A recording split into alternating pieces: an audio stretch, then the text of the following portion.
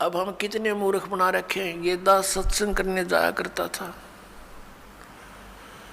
तो वहाँ ऐसे ही भक्तों के साथ हमारे जो एक आध भक्त नाम लेता, वहाँ पाठ करते, हम 2-3 दिन रुकते। तो एक व्यक्ति जैसे ही बुला लेते जी आज उस ज्ञान समझ लो, वो बुला ले उसको, वो बैठ कर लगा एंड बैंड बोलन।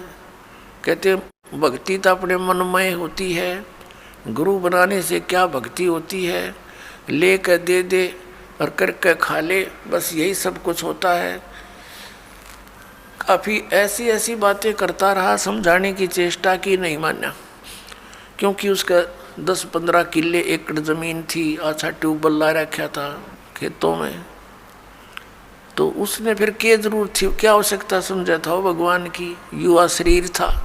काफ़ी समझाने की चेष्टा की, एंड बैंड बोलता रहा, उठ कर चला गया। खान पीन की उम्र है और भी अब फांसी लगा रहे हो आप, बीड़ी नहीं पीनी, शराब नहीं पीनी, मांस नहीं खाना, नाचना कूदना नहीं है, यूँ कह घर उठ कर चला गया। और कहता है कि भक्ति तो बुढ़ापे में करया करें, वृद्ध अवस्था हो जा। तो उसको बता भी बुढ़ापे में भक्ति कठिन हो जाएगी जब पहले से स्टार्ट ना हुई तय।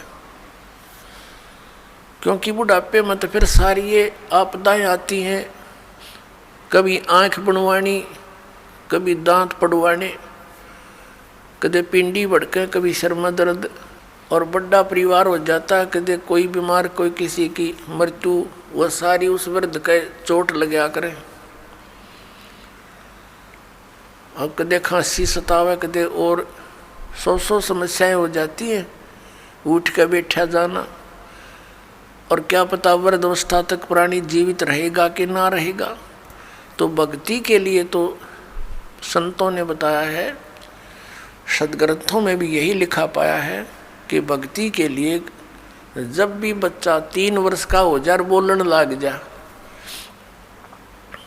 3 वर्ष के बालक को उपदेश दिला देना चाहिए। जैसा भी करे वो थोड़ा बहुत करता रहेगा। क्योंकि घर में जब चर्चा चलती है, मंत्र चलेंगे तो वो भी बोलेगा, अपने आप बोलता रहेगा। बच्चे को ज़्यादा असर होता है, प्रभाव बनता है। तो 3 वर्ष तक बच्चा माता पिता के आश्रित होता है। माता पिता ने दीक्षा ले ली, मर्यादा में रहेंगे तो परमात्मा उनके उस स्तर के बच्चों की भी रक्षा करेंगे। और फिर उन बच्चों को नाम से जोड़ देना चाहिए।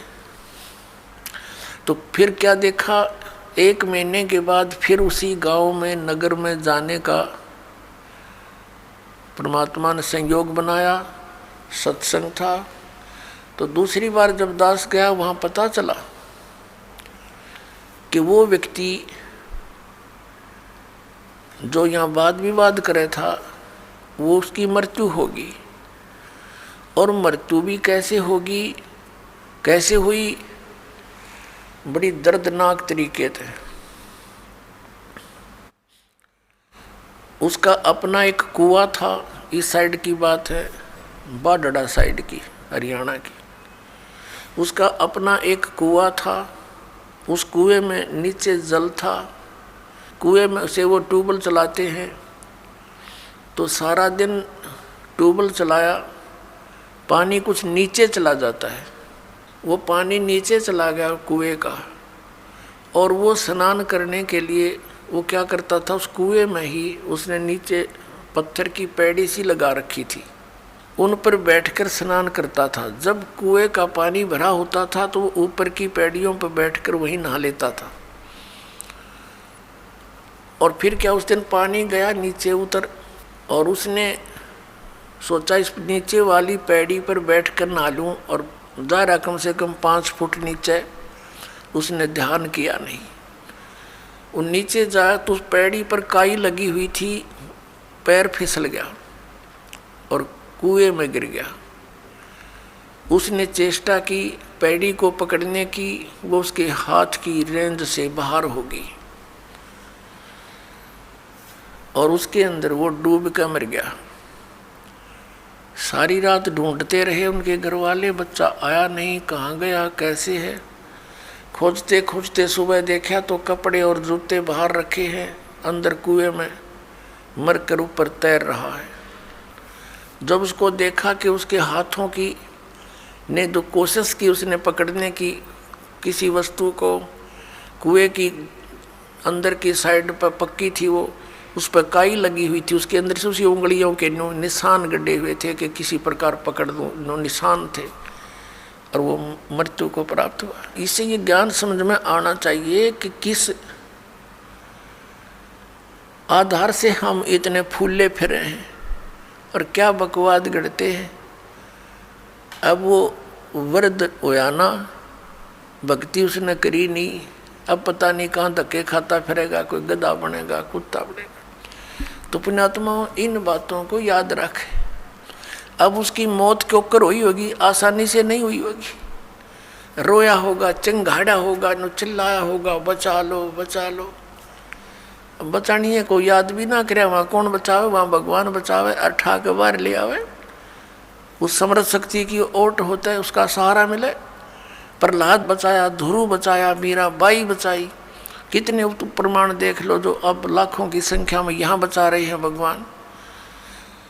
तो हमने परमात्मा की शरण अति शीघ्र ग्रहण करनी चाहिए।